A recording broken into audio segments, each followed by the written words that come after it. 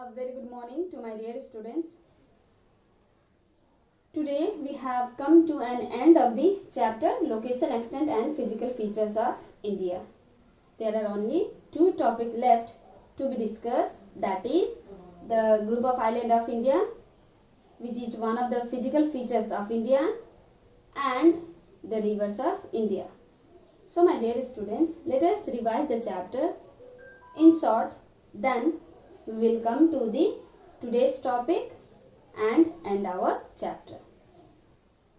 So India is located at the northeastern hemisphere. India is located at the northeastern hemisphere and the latitudinal extension is 8 degree 4 minute north to 37 degree 6 minute north and covering the distance of 3214 kilometer. Longitudinal extension 68 degree 7 minute east to 97 degree 25 minute east, covering the distance of 2933 kilometer. And away from the mainland, there is the southernmost point of India, which is known as Indra Point, which lies at the latitude of 6 degree 45 minute north. The Tropic of Cancer passes through the middle of India and divide our India into two parts, the northern part and the southern part. Not only it divide our India into two parts, it divide India into two climatic regions. That is, the northern part falls in temperate zone, whereas the southern part falls in the tropical zone. So, this was about the latitudinal and longitudinal extension of India and the location of India. Now, let us come to the physical features of India. There are 5 physical features of India. The first physical features of India is the Himalayas mountain. Second, we have the Great Plains of India, or it is also known as Indo-Gangetic Plains. Third, we have the Peninsula Plateau. Fourth, the coastal plains of India. And the fifth, the island group of India. So, these are the physical features of India. So, let us go through it one by one. So, the first physical features of India, the Himalayas mountain, it is divided into 3 ranges, the northwest range, the northern mountain and the northeastern mountain, or it is also known as Purvanchal mountain. The northwest range, it is a series of mountains which radiate from the Pamir north, or it is also known as the roof of the world. The northwest range, it is a series of mountains which radiate from the Pamir north, which is also known as the roof of the world, and it has the group of mountains, a series of mountains.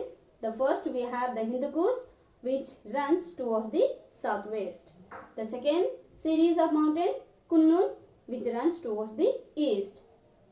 Third we have the Karakoram, which runs towards the southeast. And the fourth we have Ladakh or Jaskar, which runs parallel to the Great Northern Wall. So, this was about the northwest range of mountain, which is the one of the division of the Himalayas mountain. The second division of the Himalayas mountain is the northern mountain, which is in arc shape. The northern mountain of India, which is in arc shape. So, this mountain range again, it is further divided into this northern mountain range of India. It is further divided into 3 groups according to the altitude. The first one we have Himadri. It is also known as the Greater Himalayas. Second one we have the Himachal. It is also known as the Lesser or the Middle Himalayas. And the third we have the Sivalik range, or it is also known as the Outer Himalayas. So, Himadri, it is the highest mountain range and most of the highest peak of the world falls on this Himadri, like Mount Everest, Siachen Glacier falls on this Greater Himalayas. Then we have the Himachal. Here Himachal, it has the collection of hilly areas or hill station. Most of the hill station falls on the Himachal, or it is also known as the Lesser Himalayas. And third we have the Sivalik ranges. It is the Outer Himalayas. Most of the dunes fall on this Sivalik range. Now come to the third division of the Himalayas mountain, that is northeast mountain, or it is also known as Purvanchal mountain. Purvanchal mountain lies to the northeastern part of India. Here are numerous of hills which are known as Garo hills, Khasi hills, Jantai hills, Patkai bomb. So these are the Mijo hills. So these are the collection of Purvanchal mountain that we have in the eastern part of India. Okay. So this was about the Himalayas mountain and its ranges. Now let us come to the significance of the Himalayas. So these Himalayas play a very important role for the people of India. So what is the important role that Himalayas play? The first, it influence on climate. These Himalayas influence on climate because of the presence of these Himalayas, the monsoon wind do not cross the northern part of India. So most of the rainfall is sour in the central part of India. So the wettest place of the world we have in India, which is Mawsynram in Cherrapunji. So now let us discuss some of the significance of the Himalayas. Himalaya play a very important role for the people of India. The first significance of the Himalayas is influence on climate. It influences the climate of India. Second, defense. It protect India from the foreign attack. Source of river. Most of the Himalayas are snow covered mountain and they are the source of the numerous river that drains to the northern plain of India. Fourth, it provides India with a fertile soil. The river which is draining to the northern plain of India, it not only brings a huge amount of water, it brings a lot of fertile soil to the northern plain of India. And fifth, hydroelectricity. So most of the river which lies in the Himalayas has a great speed, and the speed of this river help to generate electricity. Sixth, forest wealth. It provides India with a huge amount of forest wealth. Not only it provides timber, it also provides the medicinal plant to the people of India. Seventh, tourism. Because of the scenic beauty, most of the people move towards this region as a tourist. So these are the significance of the Himalayas. Now let us move on to the second physical features of India, that is the Great Plains of India, or it is also known as Indo-Gangetic Plains. Why these plains are known as Indo-Gangetic Plains? Because these plains are drained by the two longest river of India, that is one is Indus and another is Ganga.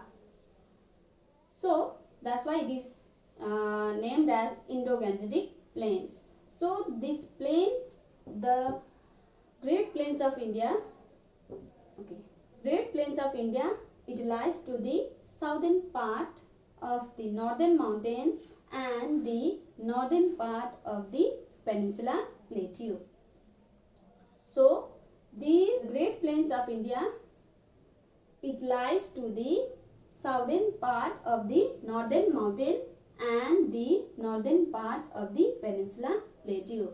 These plains of India is known for its fertile soil. It is divided into four divisions. The first one is the Great Plains of Rajasthan. Second, we have the Punjab Haryana plains. Third, we have the Ganga plains, and the fourth we have the Brahmaputra plains. So these are the plains of India, which is divided into four divisions: the Rajasthan plain, Punjab and Haryana plains, Ganga plains and the Brahmaputra plains. Now let us move on to the third physical features of India, that is Peninsula Plateau. Peninsula Plateau, or it is also known as Deccan Plateau. So the Deccan Plateau of India, it is one of the oldest plateau of the world. So the Deccan Plateau or the Peninsula Plateau of India, it is triangular in shape. with its base coinciding to the southern edge of the northern plain of India, and its apex is formed by the Kanyakumari in the south. This peninsular plateau, it is a storehouse of minerals because this plateau provide India with a huge amount of minerals. Now let us move on to the fourth physical features of India, that is the coastal plains of India. There are two coastal plains in India. One is eastern coastal plains, another is western coastal plains. A strip of land which is formed at the edge of the peninsular plateau, it is known as coastal plains of India. To the eastern side, it is known as eastern coastal plain, and to the western side, it is known as western coastal plain. These eastern coastal plains, it is further divided into two parts. The northern part of the eastern coastal plains, it is known as northern Sikars, and the southern part of the eastern coastal plain, it is known as Coromandel Coast. The western coastal plains of India, it is also divided into two parts. The northern part, it is known as Konkan Coast, and the southern part, it is known as Malabar Coast.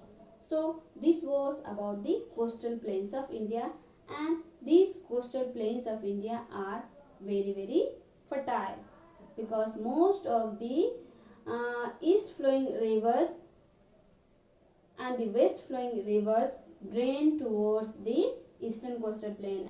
Now let us discuss the fifth physiographic division of India, the islands of India.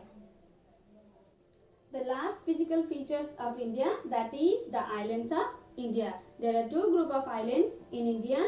One is Lakshadweep and another is Andaman and Nicobar Island.